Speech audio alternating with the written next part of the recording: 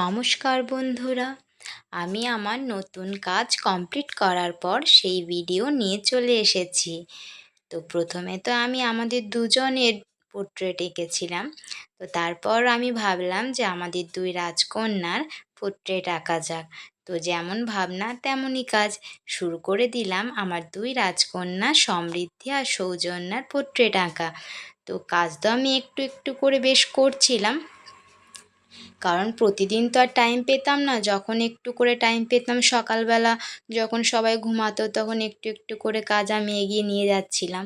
কিন্তু পোর্ট্রেটটা যখন মোটামুটি ফিনিশিংয়ের পথে, তখন ঘটে যায় একটা বিরাট ব্যাপার। সেটা হলো আমার বড় মেয়ে সমৃদ্ধি, ওর ওয়াটার কালার করার খুব ইচ্ছে।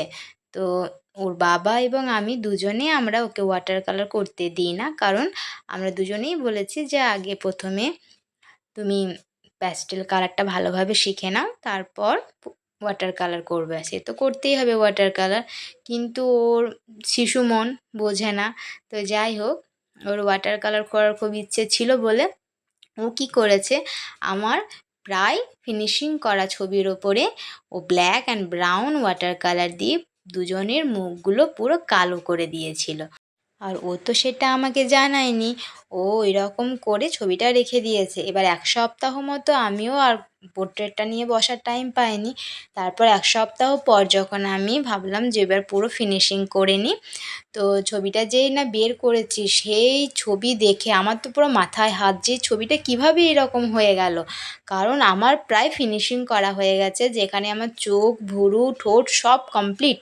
তো সেখানে এভাবে কালো হয়ে গেল কী করে? আর যেহেতু ফেসের কালার, তো ফেসের কালারের মধ্যে যদি কালো হয়ে যায়, তো সেটাকে রিকভার করা তো খুব মুশকিল। তো যাই হোক, হাজব্যান্ড আমাকে পোর্ট্রেটটা রিকভার করতে অনেকটা হেল্প করেছে।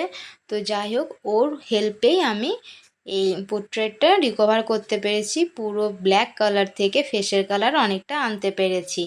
তো এইভাবেই মানে মুশকিলের সাথে ছবিটা এগিয়ে নিয়ে গেলাম, কারণ আমি একদমই টাইম পাই না। তারপর একটু একটু করে টাইম বের করে যখন পোর্ট্রেট আঁকছি, সেই পোর্ট্রেট যদি কেউ খারাপ করে দেয়, যতই নিজের মেয়ে হোক না কেন, তো কতটা কষ্ট হয়। কারণ আমি জানি আমার সারাদিন সংসারের কাজ, বাচ্চা সামলানো, এসব করার পর আমি একটুও টাইম পাই না। তো টাইম বের করে যখন আমি নিজের কোনো কাজ ভালোবেসে করছি, সে ভালোবাসার কাজ যদি একটু হলেও নষ্ট হয়, তো খুব কষ্ট হয়। তো ওকে যা হোক অনেক বোঝানো হয়েছে। এই পেন্টিং মানে আর্ট অ্যান্ড ক্রাফটের কাজগুলো আমার করতে খুব ভালো লাগে। এইগুলো হচ্ছে আমার পছন্দের কাজ। তাই আমি একটার পর একটা কাজ করে চলেছি, এবং আরও নিত্য নতুন কাজ করার ইচ্ছেও আছে। তো তার মধ্যে যেহেতু পছন্দের কাজ, নিজের মতো টাইম বের করে করি, আর তার উপর বন্ধুদের ভালোবাসা এবং সাপোর্ট পাচ্ছি, তার জন্য আরও কাজ করার উৎসাহটাও পাচ্ছি। তো যাই হোক, এইভাবে আমি আমার এই ২ মেয়ের পোর্ট্রেটটা কমপ্লিট করেছি। তো আমার এই ২ মেয়ের পোর্ট্রেটটা কেমন হয়েছে আপনারা অবশ্যই কমেন্ট করে জানাবেন এবং পাশে থাকবেন। ভিডিওটি দেখার জন্য ধন্যবাদ।